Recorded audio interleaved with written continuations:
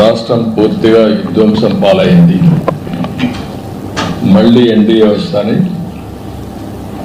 రాష్ట్రాన్ని పునర్నిర్మాణం చేస్తామని చాలా స్పష్టమైన హామీ ఇచ్చాం.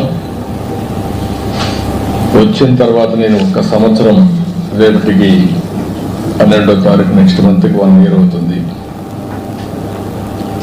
1 yearలో అన్ని ప్రయత్నాలు చేశాం. అన్ని ప్రయత్నాలు చేసినా మళ్ళీ అన్ని డిపార్ట్మెంట్ని ట్రాక్లో పెట్టడానికి సమయం పడతా ఉంది. ఈరోజు మనం ఒకసారి చూస్తే 1-2 కాదు, ఎవ్రీ డిపార్ట్మెంట్ డీఫంక్షన్ అయింది, లేకపోతే డీరైల్ చేశారు, లేకపోతే ఇర్రిపేరబుల్ డ్యామేజ్ చేసి వదిలిపెట్టారు. ఎక్కడ కూడా నేను ఎప్పుడు చూడలేదు. 4th time ఈమె చాలాసార్లు నేను చెప్పాను, ఎప్పుడు చూడనటువంటి విధ్వంసం జరిగింది. అయితే వేరే మార్గం లేదు, దీన్ని మళ్ళీ ట్రాక్ మీద పెట్టి రీబిల్డ్ చేయడం తప్ప వేరే మార్గం లేదు. దానికోసం ఫైనాన్షియల్గా అయితే ఏమాత్రం కూడా వెసులుబాటు లేని తెచ్చారు. ఒక పక్క బకాయిలు దగ్గర 1,20,000 కోట్లు బిల్లు మాత్రం, 9,94,000 కోట్ల రూపాయలు లయబిలిటీస్ కానీ, పేమెంట్స్ డ్యూ పెట్టింది కానీ, డెట్ కానీ చేసే పరిస్థితికి వచ్చారు.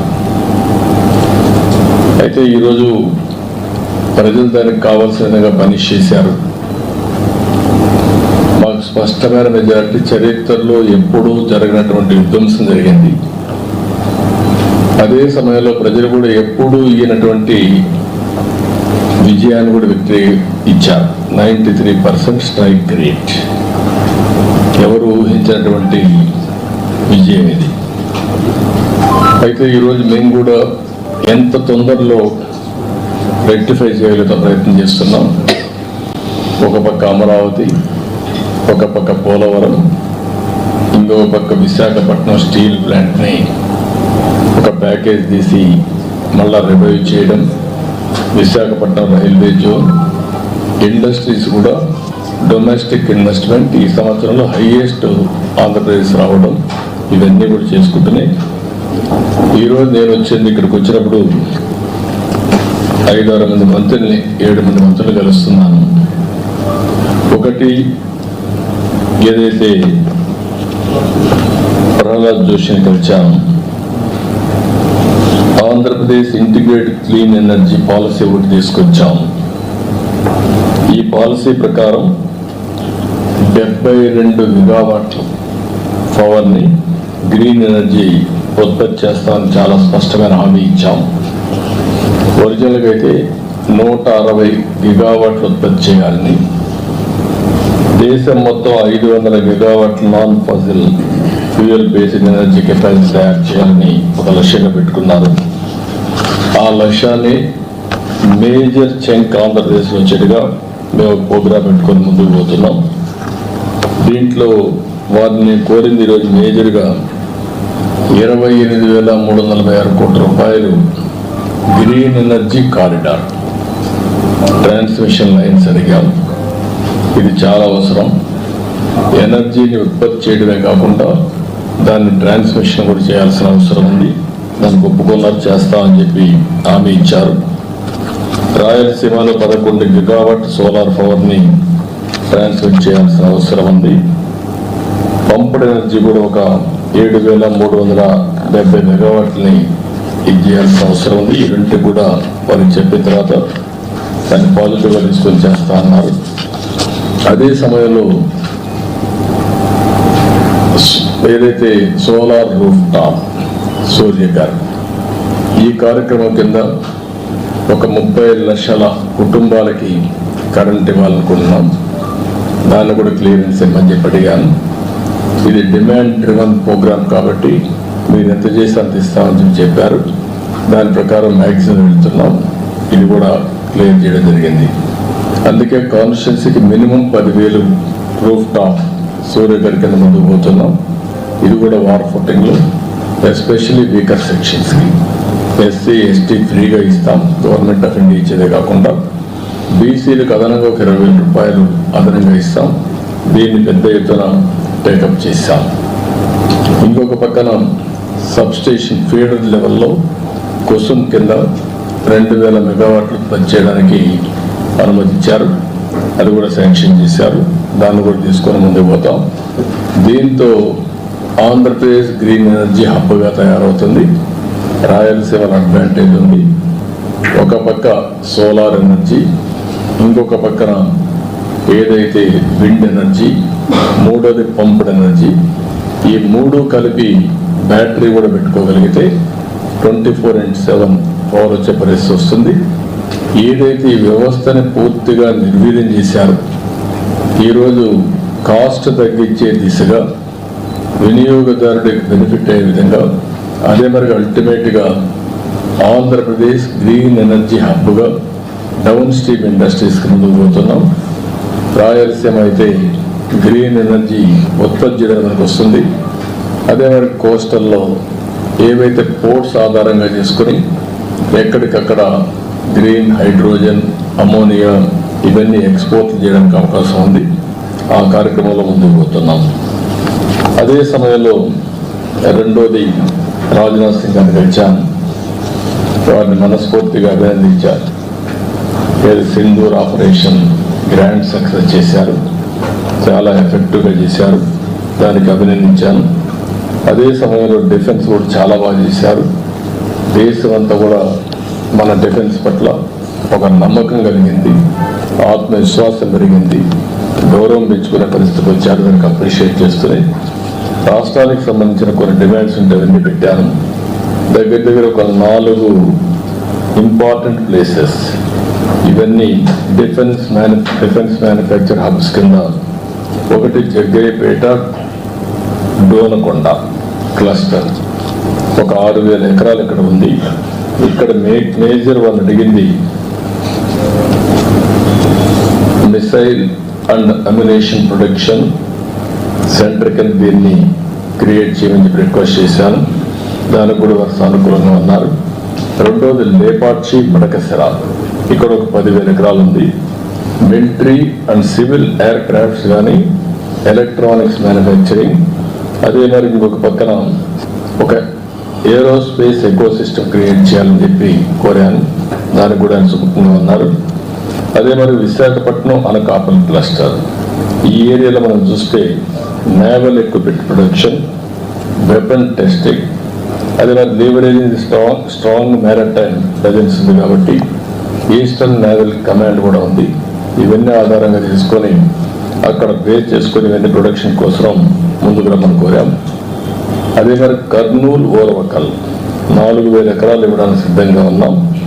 ఇక్కడ military drones, robotics, advance defence కాంపోనెంట్స్ని మ్యానుఫ్యాక్చర్ చేయాలని చెప్పి కోరాను. ఇక్కడుండే డిఫెన్స్ పిఎస్యూస్ని యాక్టివేట్ చేసి ఆంధ్రప్రదేశ్లో కూడా కొన్ని క్లస్టర్స్ తయారు చేయని చెప్పి కోరడం జరిగింది. ఇది కాకుండా ఇంకొక పక్కన తిరుపతి ఐఐటిలో DRDO industry academy centre of excellence పెట్టమని కోరాను. దానికి కూడా ముందుకు వస్తున్నారు. ఇంకొక పక్కన common storage policy for ammunition, అదే మరిగా లైసెన్స్ అథారిటీస్ కావాల్సినటువంటి స్టోరేజ్ కానీ టెస్టింగ్ కానీ ఇవన్నీ కామన్ ఇన్ఫ్రాస్ట్రక్చర్ క్రియేట్ చేయమన్నాం. అది కూడా చేస్తా ఉన్నారు. ఇంకొక పక్కన పెద్ద ఎత్తున ఏరోస్పేస్ మ్యానుఫ్యాక్చరింగ్ అండ్ ఎంఆర్ఓ కూడా క్రియేట్ చేయమని చెప్పి రిక్వెస్ట్ చేశాం. ఇక్కడ మెయిన్గా ఆంధ్రప్రదేశ్లో రాయలసీమ ప్రాంతంలో Lepakshi to Orvakal hitech industries జరిగే అవకాశం ఉంది.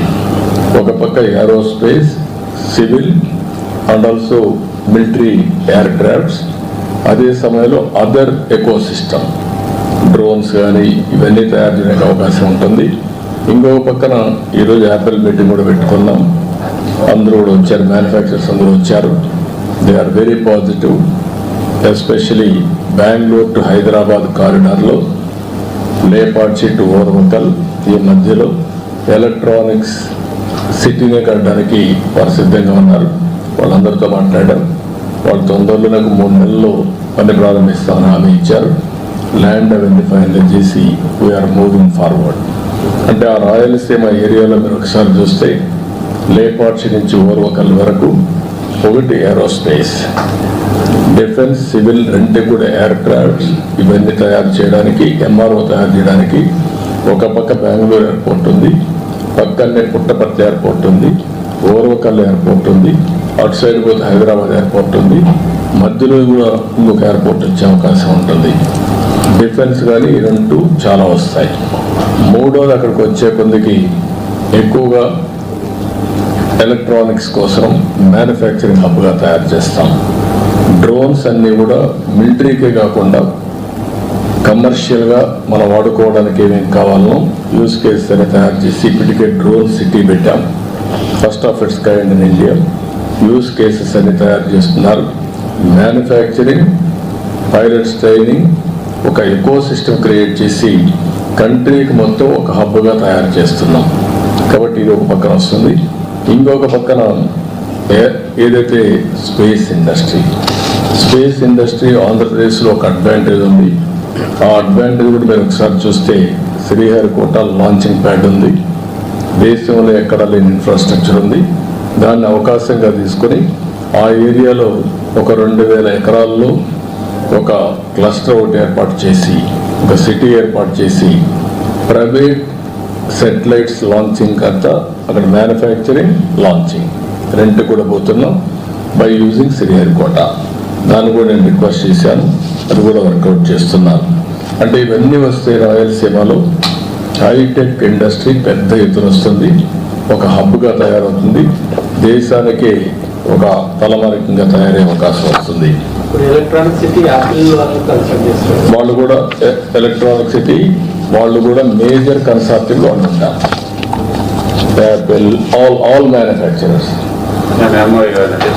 ఎంఓఈ చేసుకుంటా ఒక 3 నెలల్లో వర్క్ స్టార్ట్ చేయాలని చెప్పాం. పాలసీస్ అన్ని వర్కౌట్ చేస్తున్నారు. ఆల్ ఇన్ఫ్రాస్ట్రక్చర్ ప్రొవైడ్ చేసే బాధ్యత మాది. Employment plus development. ఎందుకంటే ఒక పక్కన ఆ ఏరియాలో మీకు పెద్ద advantage Bengaluru airport, air cargo, see cargo, Krishnapatnam port, road కూడా ఉన్నది బెస్ట్ రోడ్. సిటీస్ చూస్తే బెంగళూరుకు నేచురల్ డెస్టినేషన్ టువర్డ్స్ లేపాక్షి. కాబట్టి ఇన్ని అడ్వాంటేజెస్ ఉన్నాయి కాబట్టి they are also showing interest. ఇది పెద్ద హబ్గా తయారు చేస్తాం. That is where we're working. ఇది కాకుండా ఇంకొక పక్కన నేను ఇప్పుడే డిఫెన్స్ మినిస్టర్తో మాట్లాడినప్పుడు భారత్ ఎలక్ట్రానిక్స్ లిమిటెడ్ పాలసముద్రం అనంతపురం జిల్లాలో ఉంది. దీన్ని కూడా లాజికల్గా తీసుకుపోవాలి. మొన్నే అన్ని ఇన్సెంటివ్స్ ఇచ్చాం, లాజికల్గా తీసుకుపోవాలని చెప్పి అడిగాను. దాన్ని కూడా వర్కౌట్ చేస్తా ఉన్నారు. ఇంకొక పక్కన PATNL, అదే మరిగా మిథాని అండ్ నాల్కో, వీళ్ళందరూ కూడా 60,000 TPA high end aluminium alloys production plant నెల్లూరులో ఉంది. దానికి కూడా అన్ని క్లియరెన్స్ ఇచ్చాం. దాన్ని తొందరలో అమలు చేయమని చెప్పి రిక్వెస్ట్ చేశాను. ఇంకొక పక్కన ఇవి కాకుండా ఏదైతే మనకు నాగాయలంక ఇప్పుడు మిసైల్ టెస్ట్ రేంజ్ మొన్నే ఇచ్చారు. అంత మునిపే మిసైల్ టెస్ట్ రేంజ్ ఫెసిలిటీస్ సూర్యలంకలో వచ్చాయి.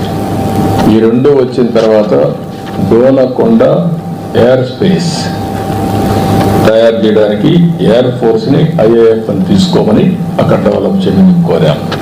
ఒక స్ట్రాటజిక్ లొకేషన్గా తయారవుతుంది. దీన్ని కూడా ఆయన కోరడం జరిగింది. దానికి కూడా ముందుకు వచ్చే పరిస్థితి కోసం తొందరగా చేస్తూ ఉంటున్నారు. విశాఖపట్నం కూడా మీరు చూస్తే naval equipment and weapons testing facility పెట్టమని, ఏదైతే ఈస్టర్న్ నేవల్ కమాండ్ ఉంది కాబట్టి అక్కడ national advance of sure base పెట్టుకొని ఇవన్నీ డెవలప్ చేయమన్నాం. దీనికి కూడా ముందుకు వస్తామని చెప్పారు. అంటే మొత్తం ఇంకొక పక్కన ఆంధ్రప్రదేశ్లో ఆర్మీ కంటోన్మెంట్ లేదు. Very interesting. ఉండేవి తెలంగాణకు వచ్చాయి, తమిళనాడుకు వచ్చాయి, కర్ణాటకకు వచ్చాయి. ఆంధ్రప్రదేశ్లో మాత్రం ఎలాంటి మిలిటరీ కంటోన్మెంట్ లేని పరిస్థితి వచ్చింది. ఆంధ్రప్రదేశ్లో కావాలి, అది కూడా చెప్పాను, వర్కౌట్ చేస్తా ఉన్నారు. ఇవి కాకుండా ఈరోజు నేను కలిసింది సిఆర్ పార్టీని కలిశాను. యాజ్ యూజువల్ పోలవరం రిపోర్ట్ చేశాను. ఫాస్ట్ ట్రాక్లో పోలవరం ముందుకెళ్తా ఉంది. 2027కి పూర్తి చేయడానికి అన్ని విధాలు దాన్ని తీసుకెళ్తున్నాం. వీలైతే 2027 మార్చికే చేయాలని కూడా ఒక ఆలోచన చేస్తున్నాం. ఎక్కడ కూడా స్పీడ్లో కానీ లేకపోతే క్వాలిటీలో కాంప్రమైజ్ లేదు. ఇంటర్నేషనల్ కన్సల్టెంట్స్ ఉన్నారు. సిడబ్ల్యూసి ఓవరాల్ సూపర్విజన్ పెట్టారు. Ministry of water resource minister అయితే 2 monthsకి ఒకసారి రివ్యూ చేసుకుంటున్నారు. అల్టిమేట్గా ఎక్కడ రాజీ పడకుండా క్వాలిటీ కింద ముందుకు పోతున్నాం. ఎలాంటి రాజీ పడకుండా ఓవర్ ల్యాపింగ్, ఓసారి క్వాలిటీ కాంప్రమైజ్ కాకుండా టైం కావాలంటే తీసుకుని కంటిన్యూగా ప్లానింగ్ చేసి ఎంత తొందరగా అయితే తొందరలో పోలవరం పూర్తి చేసి జాతికి అంకితం చేస్తాం. పోలవరం మీ అందరికీ తెలుసు, ఒక డ్రీమ్ ప్రాజెక్ట్. తెలుగు జాతికి ఇది ఒక పెద్ద వరం.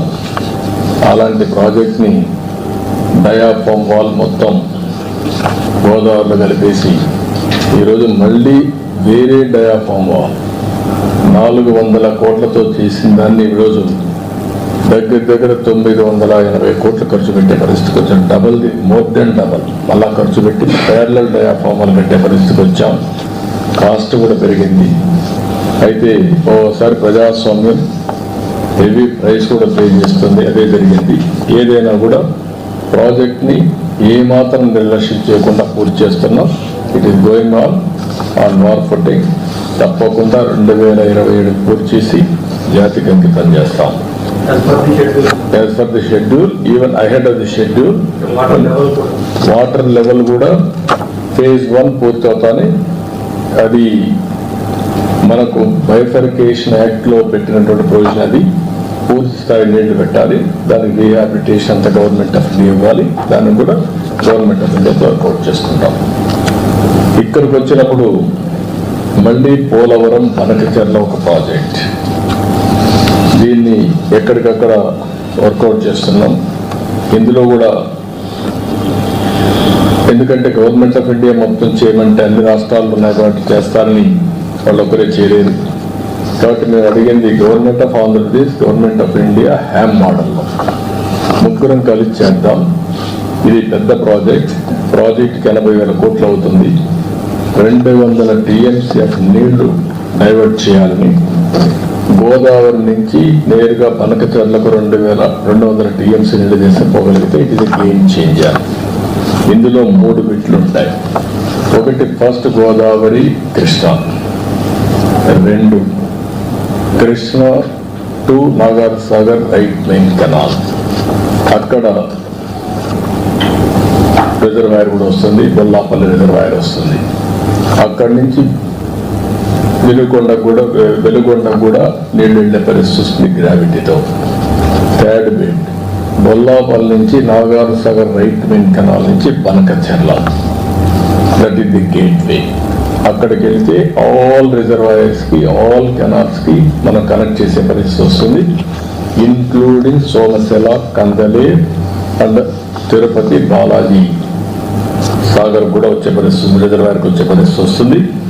ఇది మొత్తం కలిసి దగ్గర 80,000 కోట్ల రూపాయలు అవుతుంది. దీనివల్ల గాలేరు నగరికి, హంద్రి నివాకి, తెలుగుకి, వెలుగొండకి అన్నిటికీ ఆల్మోస్ట్ అన్నిటిని ఇచ్చే పరిస్థితి వస్తుంది. దీన్ని తొందరలోనే 1 month లోపల ఎగ్జామిన్ చేయనున్నాం. ఇది ఎవరికి కూడా వ్యతిరేకం కాదు. ఈరోజు తెలంగాణ రాష్ట్రంలో అక్కడ చిన్న ప్రాజెక్ట్ వాళ్ళు కూడా కొన్ని ప్రాజెక్టులు చేస్తున్నారు గోదావరి మీద. అక్కడ మిగిలిన నీళ్లు ఇక్కడికి వస్తే ఇక్కడ ఏ రాష్ట్రానికి పోయే పని లేదు. ఈ నీళ్ళన్నీ నేరుగా విత్ ఇన్ ది స్టేట్. ఇది intra river linkage, not inter state river linkage. Water dispute కూడా లేని ప్రాజెక్ట్. వేరే రాష్ట్రానికి అభ్యంతరం ఉండడానికి అవకాశం లేదు. ఎందుకంటే ఈ నీళ్ళన్నీ కిందికి వచ్చిన తర్వాత కిందన వచ్చిన నీళ్ళని, సముద్రంలో పోయే నీళ్ళని, మిగులు జలాల్ని ఆధారంగా చేసుకుని ఈ ప్రాజెక్ట్ కట్టుకుంటాం. దీనికి గవర్నమెంట్ ఆఫ్ ఇండియా పర్మిషన్ ఇస్తే ఇమీడియట్ వర్క్ స్టార్ట్ అవుతుంది. దీనికి కూడా వర్కౌట్ చేస్తున్నాం. గోదావరి జలాల్లో మిగులు జలాలు కాకుండా ఇప్పటికే గోదావరి జలాల పైనంతా కట్టారు. సౌత్ ఇండియాలో గోదావరి ఉంటే ఎక్కువ నీళ్ళు వచ్చే river. 100 years average 2000 TMC water సముద్రంలో పోయింది యావరేజ్. ఈరోజు తీసుకున్న నీళ్లు 200 TMC నీళ్లు మిగులు జలాలు సముద్రంలో పోయే నీళ్ళని ఇక్కడ డైవర్ట్ చేసుకుంటున్నాం కరువు ప్రాంతానికి. బట్ ఎవరికి అభ్యంతరం పర్లేదు. అందరితో మాట్లాడతాం, అందరిని కన్విన్స్ చేస్తాం, అందరం కలిసి గోదావరి నీళ్ళు వాడుకుంటాం. అందరితో మాట్లాడుతున్నారు, మాట్లాడి దాన్ని సార్ట్అవుట్ చేసి ముందుకు వెళ్తాం. అందరితో కూడా మాట్లాడుకోవాల్సిన అవసరం మాట్లాడుతూ ఉన్నాం. ఇది ఇంకా చిన్న చిన్న ప్రాజెక్ట్స్ ఉంటే అవన్నీ కూడా వారికి ఇచ్చాను. ఇరిగేషన్లోని మోడర్నైజేషన్ కింద ఏదైతే మొత్తం ఇరిగేషన్ మోడర్నైజేషన్ కింద CATWH అని ఒక ప్రాజెక్ట్ ఇది. దీనికి ఒక 100 కోట్ల రూపాయలు ఇస్తే పైప్ లైన్లో నీళ్ళు తీసుకెళ్ళడం, కాలువలు కాకుండా ఒక పైలట్ చేస్తున్నారు. అది కూడా ఏమన్నాం, అది కూడా ఇస్తామని చెప్పి ఒప్పుకున్నారు. రెండోది ఏపీ మన నేషనల్ హైడ్రాలజీ ప్రాజెక్ట్ కూడా ఒక 2-3 నెలల్లో శాంక్షన్ చేస్తా ఉన్నారు. మొత్తం మ్యాపింగ్ చేయడం, ground water, surface water, soil moisture అన్ని ఇది చేసి వాటర్ మేనేజ్మెంట్ కోసం అది కూడా వర్కౌట్ చేస్తున్నాం.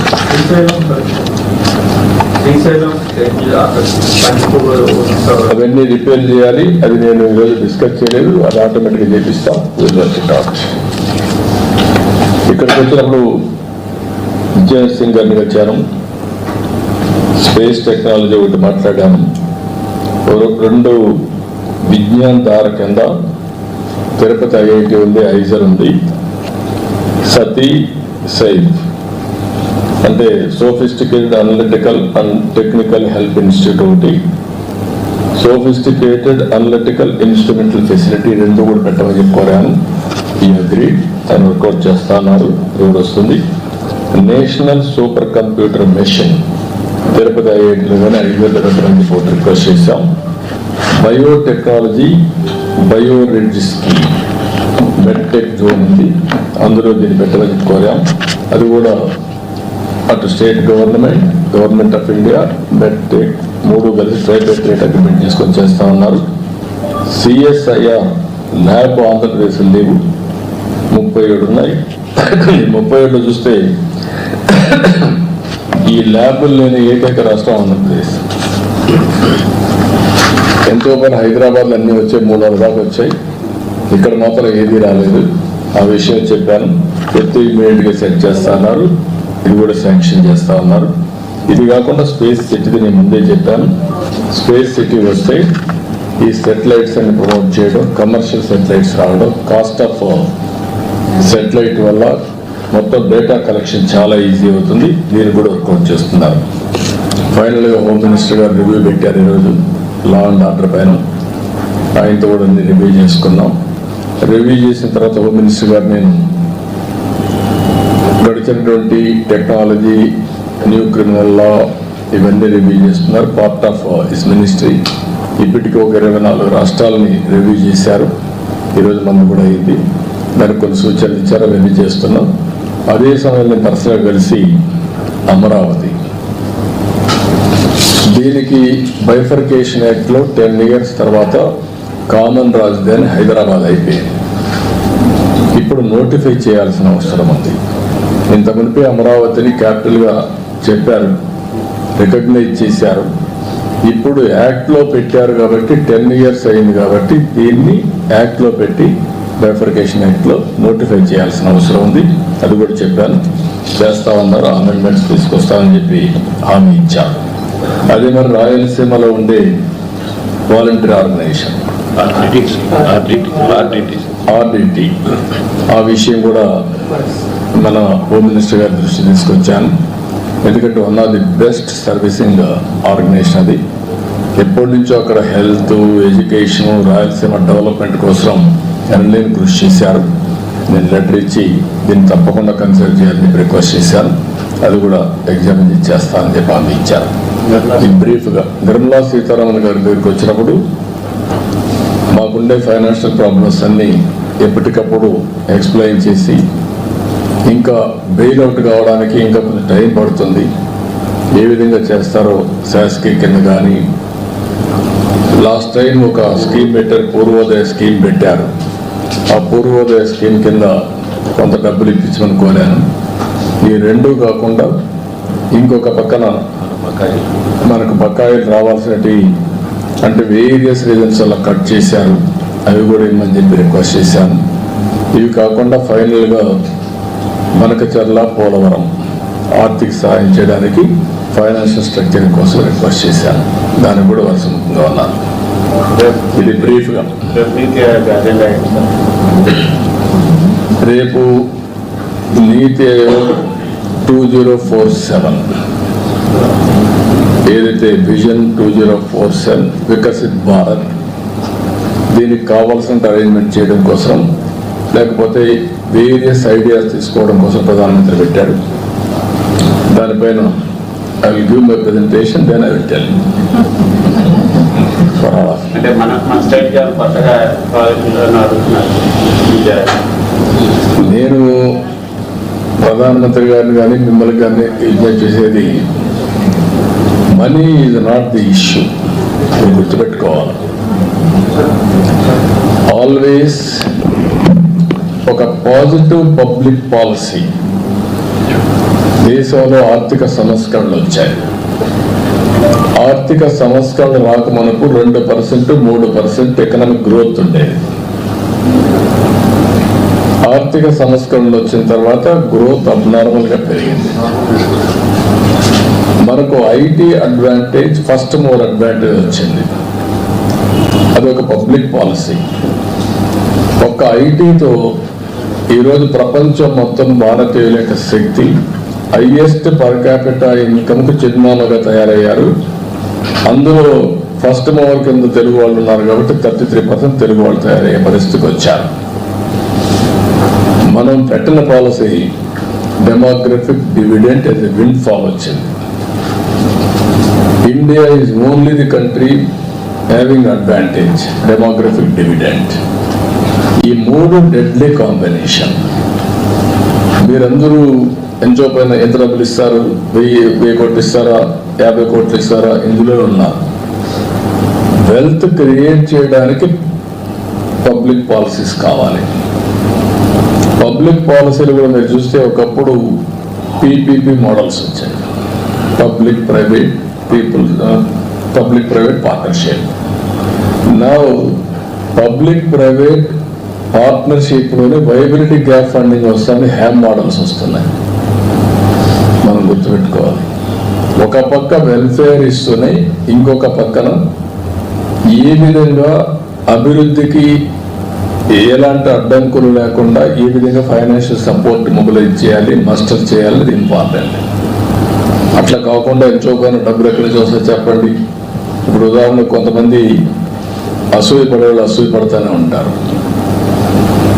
ఈరోజు మనందరం చూసాం, ఎగ్జాక్ట్గా 20 years బ్యాక్ మన ఎయిర్పోర్ట్లు ఎట్లున్నాయో ఒకసారి గుర్తుపెట్టుకోండి. First airport Hyderabad airport, greenfield airport ఎస్కామ్. అప్పుడు నన్ను అడిగారు డబ్బులు ఉన్నాయి. ఆనాటి ప్రధానమంత్రి గారు కూడా అన్నారు, వాజ్పేయి గారు అడిగారు, బాబు నువ్వు కొత్త ఆలోచనలు వస్తాం, డబ్బులు ఎక్కడున్నాయన్నాడు. సార్ మీకు డబ్బులు నాకు అవసరం లేదు, నేను అడిగేది ఒక పాలసీ. మీరు ఆ పాలసీ ఇవ్వండి. గ్రీన్ ఫీల్డ్ మీకు ఇంట్రెస్ట్ ఉంటే కొంచెం షేర్ పెట్టుకోండి, పెట్టి మీకు ఇంట్రెస్ట్ లేక ఇవ్వడొద్దు, మేమే పెట్టుకుంటాం, మీకు ఆదాయం వస్తుంది.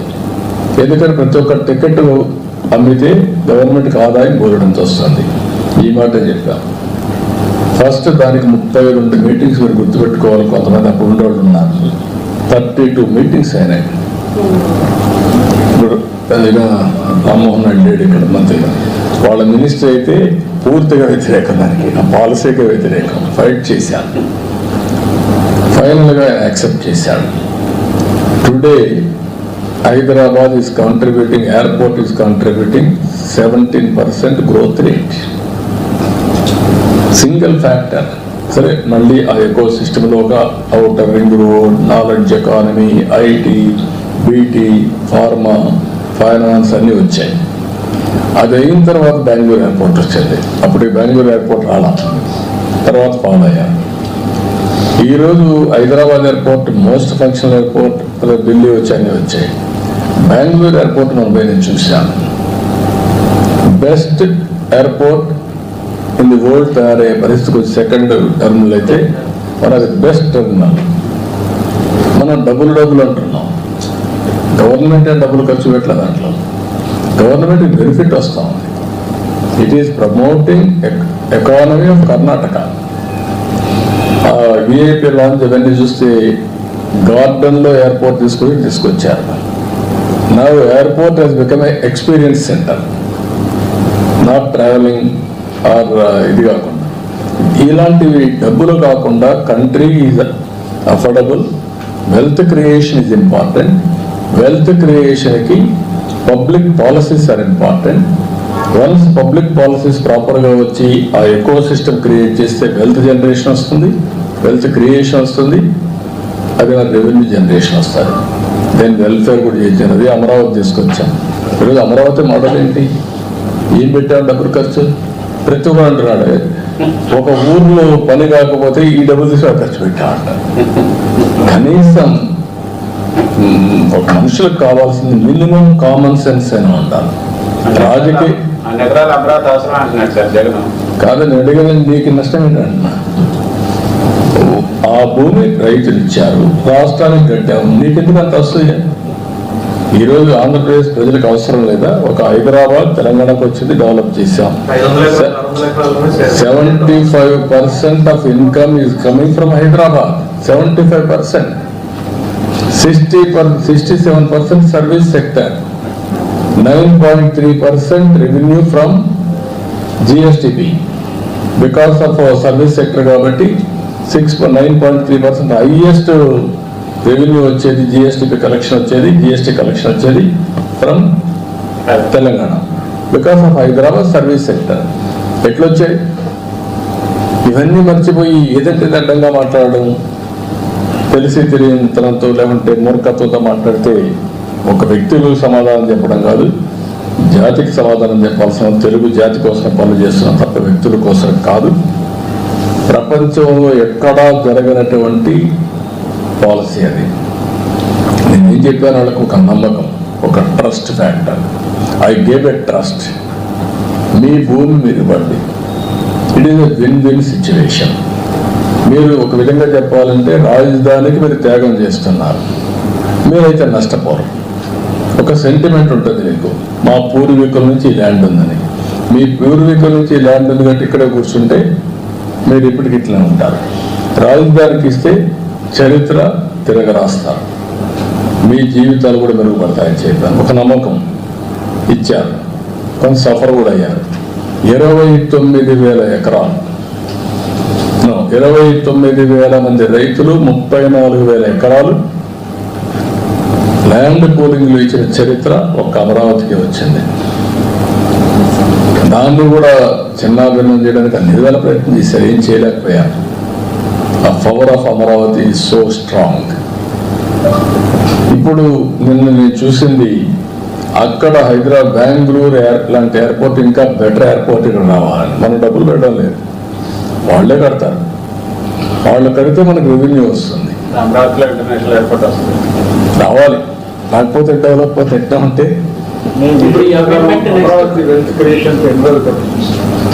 It is a continuous process. ఒక రోజని కాదు, ఒక నెలని కాదు, ఒక సంవత్సరం కాదు, 3 సంవత్సరాల్లో ఒక ట్రాక్ వస్తుంది, తర్వాత సెట్ అవుతుంది. It is a continuous process. Hyderabad కంటిన్యూగా డెవలప్ అవుతుంది, ఈవెన్ బెంగళూరు కంటిన్యూగా డెవలప్ అవుతుంది, అదే మనకి ఇది కూడా వచ్చేస్తుంది. నాట్ ఓన్లీ హైదరాబాద్, ఇది Amaravati, even Visakhapatnam. We're preparing a action plan for Visakhapatnam, one of the best city. ఒక విధంగా చెప్పాలంటే ఫైనాన్షియల్ హబ్గా తయారవుతుంది. దట్ ఈస్ ది నాలెడ్జ్ ఎకానమీకి ఇండస్ట్రియల్ హబ్గా, pharma, steel, knowledge economy, tourism, all these things are going to develop in Visakhapatnam. సరే, అమరావతిని reorganisation act లో చేరుస్తూ నెక్స్ట్ పార్లమెంట్ సెషన్ లో అమెండ్ చేస్తారు. రీఆర్గనైజేషన్ యాక్ట్ లో చేర్చమని కాదు, రీఆర్గనైజేషన్ యాక్ట్ లో పెట్టింది హైదరాబాద్ ని కామన్ క్యాపిటల్ గా పెట్టారు. 10 ఏళ్ళు అయిపోయింది, ఇప్పుడు ఏది క్యాపిటల్ లేదు. కాబట్టి అమరావతి ఇంత ముందు అనౌన్స్ చేశారు, ఇప్పుడు అమెండ్మెంట్ చేసి నోటిఫై చేయమంటున్నాం. అదర్వైజ్ ఎప్పటికైనా అమెండ్ చేస్తారు. ఎక్కడ చేయాలి అదే నెక్స్ట్ పార్లమెంట్ సెషన్ లో చేస్తారు. నేను చెప్పే questions. Sir, if you can throw light on your visit to Delhi, especially your meeting with Rajnath Singh in the wake of the defense projects that you proposed from Andhra. No, I asked so many projects, 5 clusters I asked him. Sainik school also. Sainik schools also, private schools he is saying PPP model they are giving. 100 Sainik schools, PPP model. We asked him, already 4 are sanctioned from Andhra Pradesh. We will get some more. Anything else that you spoke to Rajnath Singh about, because you also congratulated him for Operation Sindoor? But they have done extremely well. I congratulate him. Our defense played a major role under the leadership of Prime Minister and also execution by Rajnath Singh as Defense Minister. With they have done with the precision and perfection. Sir, but this Operation Sindoor also exposed us to a lot of diplomatic challenges. No diplomatic challenges. What is the problem? So the No, anybody, I am asking you, can you support terrorism? If world has watched terrorism, we are fighting against terrorism. Not only terrorism, any violence, any kind, either extremism or rowdyism or economic terrorism, country cannot bear it. Terrorist activities, any form, all of us has to condemn. Otherwise, what is the safety for you to sit here? I am asking you. You want that life? Any civilized world? We are living in a civilized world. Civilized world cannot tolerate terrorist activity or terrorism for that matter. So my next question is on the tolerance bit. On the Operation Sindoor, on the recent arrest of Ashoka University professor, just for opinionating his opinions, he was a little critical of the government and he was arrested. So when we talk about Viksit Bharat and also talk about... No, what I am asking you, nation first. Yes. By sitting in the nation, you can talk, you cannot talk other countries or praising other countries. What is that? I am asking you, democracy. But by damaging, even by sitting in India, you can operate for Pakistan. Is it right? Some people are offering. Yesterday you have seen some YouTube. Yes. And Lady, what is this? You are, democracy means not a freelancer to damage the nation. Everybody should have a restraint. You can contribute. One side, defense people are killing. Some places, innocent people, I have seen. They told me, I received the dead body. I have seen eyewitness. I spoke to him. Within 2 minutes, before his eyes, they killed them. Is it right? So all of you have to think, if you are in that position, how you are behaving. That is important. Yes, entire country is totally boiled. All of us have to understand this. Sentiment of the people and security of the common man. Even defense of the cost of countries expended. We are all spending so much of money. Why we are spending money? To protect ourselves, our nation. So one thing that the Prime Minister said is the way in which indigenous defense equipments have come to the fore. As a state which is also looking at making its development path forward and also contributing towards Viksit Bharat, do you think that indigenous procuring of equipment from India is going to be important in the coming times? No, 100% we need indigenous equipment with the latest technologies. That is order of the day. That is where PM made a program, Make in India, Made in India, that helped us. Or otherwise, other technologies are vulnerable. Always. Your own technology, always you will have your own USP. Under the total protocol under our control. So you spoke about the green energy corridor. Could you tell us, because we, a lot of us don't understand Telugu, so could you tell us something about? So we are going in a big way. PM has given a program, 500 gigawatts, he wanted to produce green energy. In that program, we offered 72 gigawatts, we are near completion. We want to go 150 to 160 gigawatts we are planning in the near future. In Andhra Pradesh, Rayalaseema is a very good place for solar, wind and pumped energy because of platoon, particular platoon advantages. Now added to that, battery also we are going. That is green energy we are going to use for green hydrogen, ammonia, downstream industries. Already one project NTPC and Government of Andhra Pradesh, our NetCap, they are having a joint venture, 1,60,000 crores, they are going to start one project for green hydrogen. Another thing, Greenco has started, they are also going for green ammonia in Kakinada. We are having excellent cost also for export of green hydrogen and also downstream industries. Andhra Pradesh is going to become green energy hub. So how many green jobs will it create and what kind of scaling do you think will require? So it is a new energy. Jobs, for example, biofuel. Reliance has come to set up 500 units. Nearly 2.5 lakh jobs are going to create. 65,000 crores they are going to spend. Green time frame, sir?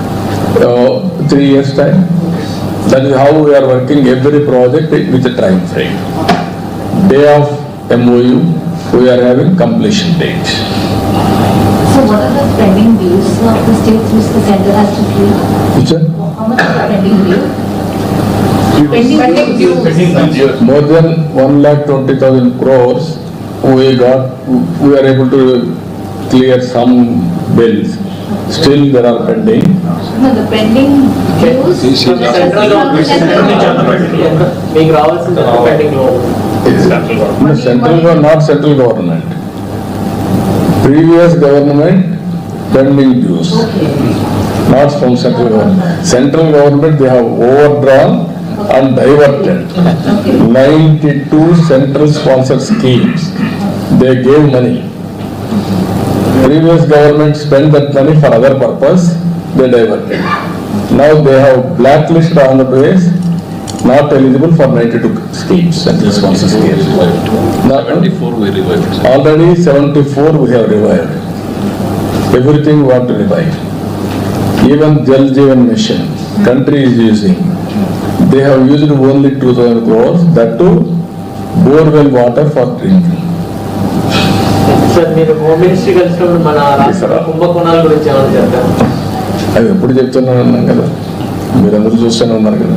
అట్లా కాదు sir, లెక్కలో కుంభకోణం జరగలేదు, బీజ్ బ్యాంక్లోని కుంభకోణం జరుగుతుంది, అమాయకులైన వాళ్ళని arrest చేస్తున్నారని జగన్మోహన్ చెప్తున్నాడు sir.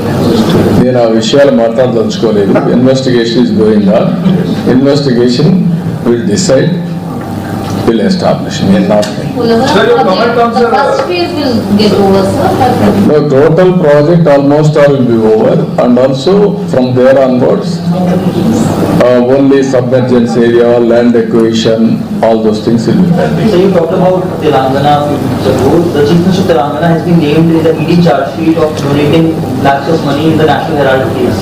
Revanth Reddy, also the Deputy Chief Minister D.K. Shiv Kumar of Karnataka, has been named by the Enforcement Directorate of donating money in the National Herald case. Your comments? When? Today, sir. According to you. No, without knowing information, I cannot comment. Sir, the Congress party, especially Rahul Gandhi, has been tweeting some, they're questioning Operation Sindoor and the Jaishankar. direction of the government, the armed forces. How do you comment, sir, on this?